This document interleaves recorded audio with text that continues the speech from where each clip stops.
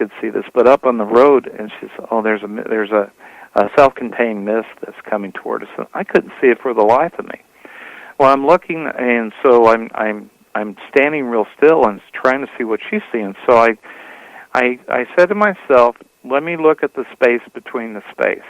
And it's like a training sort of sorts that allow you to see something interdimensional. So I'm staring up, and all of a sudden, she says, "Getting real close to us." And even though I couldn't see it up close enough, all of a sudden, as she said that, I start seeing this mist going both sides of my face, and it passes by us.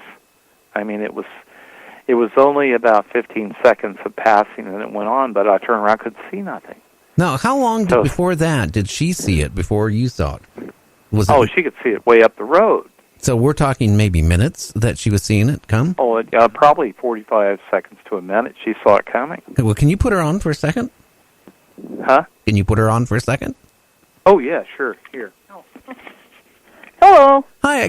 When you saw this mist coming towards you, the fog or whatever it was, can you describe what it looked like? Oh, sure, yeah. It was actually really close to the ground, and it sort of looked just like a fog, like a mist, but it wasn't like wind blowing it any direction. It wasn't windy outside. It wasn't, so there was nothing to make it come, be moving. And it was just coming around from where the road is up there. It's kind of a little curve, and I just saw it coming around the curve, and it was maybe about a couple feet off the ground. No, it came right at you guys? Yeah, it just came down the road right at us. And then when Sam actually started seeing it, it was when I was behind her, and it looked really cool because it came up, and then it was just going around the sides of her head and up over her shoulders, and then it just went by us and kept going down the other direction. It wasn't that long of a amount of it. I'd say 20, 25 feet worth or so. And no wind or anything to... No, yeah, it wasn't windy, it wasn't... What was the temperature anything. like? Do you remember that? It was summertime, was it? Yeah. Yeah, so it was warm. And it was warm. Oh, wow. I was thinking... Yeah, it was warm, so it wasn't like a fog or something like, like what you'd see, this time of year or something. Okay. Well, that's very, very interesting because, normally it'd be early in the morning when it's still kind of, chilly, and the temperature, variation warming up. Oh, yeah, that's why it got my attention. I was like, what is that? And I was watching, and I was explaining it to her, and at first I was going to walk up there, and I was like, no, I'm just going to stand here because it's just coming right towards us. But it wasn't like it was anything scary or... Now, is there any... I thought someone was going to hurt us or anything. Was there any cemeteries near there or nearby? No cemetery or anything up there. No. Well, Is there? there's a pet cemetery. Oh, well, I guess there is, not for people, but a lot of people have buried their pets out that way. They have crosses on. Oh, wow. Interesting. Okay, well, I thank you for that information. I was just kind of, sure. Yeah, I wanted it firsthand what you saw when you first saw it coming in your direction. Were you kind of nervous when you first saw it coming at you guys? I wasn't, no. I mean, later when I thought about it, I thought maybe I should have, but it was more like I felt like kind of a little kid when they first see something for the first time. I'd see it's just kind of in awe about it. If I seen something like that, it would be like that 1950 movie where the guy, he's out on his boat with his wife, and this fog comes by, and it covers him with fog, and then all of a sudden he starts becoming miniature. That would be the first thought in my mind. I'm sorry, I don't know why I even thought about it, but Maybe I didn't watch enough scary movies or something. I don't know. Yeah. Okay. Well, thank you for your input on that. Sure. Yeah. Pass the phone back to Sam. Okay. I am back. Okay. Yes. So interesting because it was not in cold weather and there was no air of movement, and here it comes traveling at you guys. That's rather eerie. Well, we'll make it even more eerie for you because Barb that I referenced, her name is Barb Shoop, actually. She's she has a very popular YouTube channel called Barb and Gabby. Okay. Now, Barb was on that bridge that we were standing at before, and it was just a week or two ago. She was standing there, and she actually saw the the cloud, like a cloud beam on the bridge, on the cross from her. She turned around and she see this like a puff of smoke, but it had form and definition like a humanoid. Oh, wow. So we're thinking that could have been a form of the Bigfoot, being in that transitional state. And it makes me think that some of the stuff we're seeing, of course, is the transitional state of either the Bigfoot or some other kind of beings. Or you think of the legend of the genies out of a bottle, the smoke and everything. It kind of makes you wonder about that. It makes me wonder also if there's a portal right there in the area, and that's how they come out of it. That was right near all that. I mean, the bridge is only up about a few hundred yards or so from the Field of Dreams area that I was referring to, where everything happens. So I don't have to go far. You go up there, something's bound to happen. And even as much as today, I just took a picture of the little person, which is also on the link, standing in the creek, and I could actually see some of these guys. But I'll kind of get into that in a second. But the story doesn't end on the mist, because I think the day later, we were up there for multiple days, and we were also sitting in the Field of Dreams area, and it was getting evening. It wasn't night yet, but it was. We saw a strange mist settling. But the weird thing about this mist was it had a ceiling that was very straight. In other words, it was maybe about about 6.5 to 7 feet up, and you see this ceiling.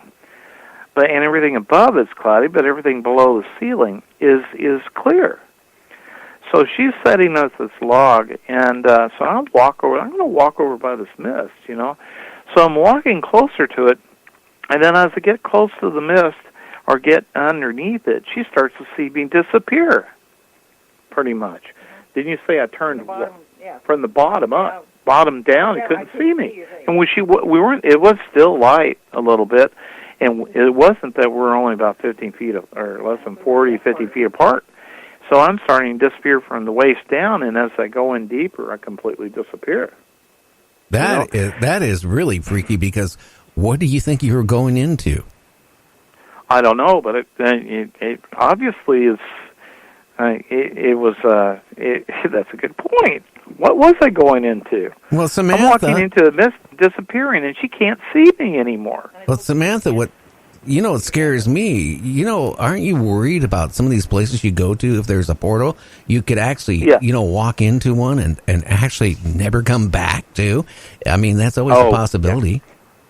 Well, yeah, I had my chance a couple of times, and obviously the better sense of me won out and just kept me at bay. So, because there's two important things I need to know if I go on a portal. Is number one, where's it taking me? And number two is, am I going to get back from it? And, of course, the third one would probably be, if I did go the other side, is it going to put me in the middle of space and I'm going to die instantly? So, yeah, you really have, I actually know these things exist. I absolutely know all of this exists. So I don't throw caution to the wind. We actually, like to study things and try to figure things out before we start leaping into something. Well, you know what I mean? You could walk into a portal, and you know what? It could be, where the aliens come in, and visit us and all that stuff. You don't even know what, if they breathe oxygen or whatever they breathe. You could walk in, and you'd be history gone, and that's all she wrote. It'd be scary because, again, we've talked before, all these people have gone missing out in the woods with no trace. Yeah. I mean, how do you know that some of these people haven't walked into one of those portals? I think I alluded to that last time we talked a little bit. You know what? Some of these people may have, because there's no documented. The problem is the circumstantial. There's no evidence that indicates that just complete vanished. Just completely vanished, off the face of the earth. Like steps leading up to a certain point and don't go anywhere, and there's no steps going back. How do you explain any of that? You don't. It has to be something beyond what's normal. Now, I'm just wondering if these portals can come and go also, or are they there all the time? Now, when you go out to this area, we're not going to tell the people where, but when you go to your local area where you do this on a regular basis, is the portal always in the same place, or has it shifted around a little bit? That's where I would be scared about. Hey guys, and if you're out there looking for Bigfoot and stuff like that, you got to be careful, because you could just walk into a portal and you're not going to come back. Well, right. Well, the things that I have determined is with the safeguards of a portal, and I'm sure that, and this is logical reasoning, that if someone built a portal or it's stationary on the earth somewhere, there has to be safeguards, and nothing's just accidental like animals or anything just walking and disappearing. So there is a time of day, time of year, that the portal would be active. There would also be a consideration of the energy that's necessary to activate the portal. So it could either be some kind of artificial energy generated by a device, or it could be actual your own, and I think this is in case of the Bigfoots. They're a bit, just like you ever heard of an electric eel or different animals that can generate electrical impulses that can hurt you. The Bigfoots can generate an electromagnetic field at a certain frequency, to a certain energy pattern, and actually be able to activate the portal so they can get and come and go when they please. So that's the thing. That's the conclusion I'm coming to with all the research that I've done.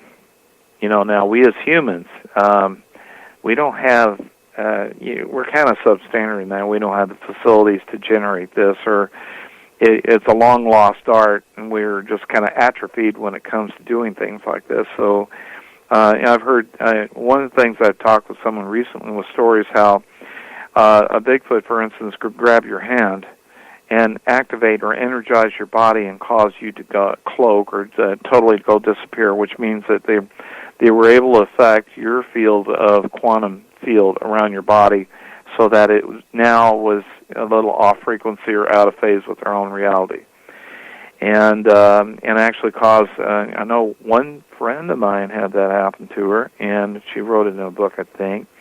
And the Bigfoot and her actually went up to I think it was a flock of turkeys or something, or it was turkeys, yeah. And the turkeys didn't even see them. They didn't even respond to them or anything like that. And the Bigfoot indicated that they couldn't just let go of my friend's hand, because and left her in that state, because it would kill her in that quantum state.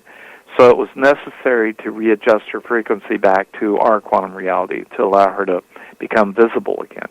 It was an absolutely fascinating story, and it's not the first time I've heard this. I've actually heard about a similar story about Bigfoots and the shimmering process with another individual at Ocean Shores area here in Washington. I got to ask you a question, because one of the guests I had on here in November, he said that his, feeling is the Bigfoot is not really a Bigfoot. It could be aliens that kind of, when they come through the portals and stuff like that, give off the image in your brain that they're a Bigfoot, because knowing a lot of people would be scared of them. And I'm just wondering, what's your thoughts on that? Because they could be cloaking what they actually are. The same way like when people have been supposedly abducted and they see grays coming into their bedroom before they're abducted, or into their house, or, their car, and all of a sudden they're gone, and they see grays up when they're in the spaceship. But you ever think that maybe these Bigfoots are not actually hairy creatures at all? Maybe they're giving off that image to the humans to basically scare them out of the area where they're doing whatever they're doing. Excuse me. I can't necessarily disqualify that, because I have filmed before something that shapeshift and changed shape to the alien form to a Bigfoot form, and at the head level, and I caught that on video. And been studied by a few people, but and also you hear the term shapeshifter all the time. We hear a lot that associated with a lot of interdimensional beings. We see aliens necessarily on the shapeshifting part. But if it was just simply to shapeshift for fear, like I'm going to create an image of Bigfoot to scare you away, that doesn't necessarily fly by itself, because people like me and everything actually see consistent. I have a relationship with them and a trust with them, and I obviously always see them as a humanoid figure, or I see them as a Bigfoot, or I see them as a little people, and there's not too much variance there. So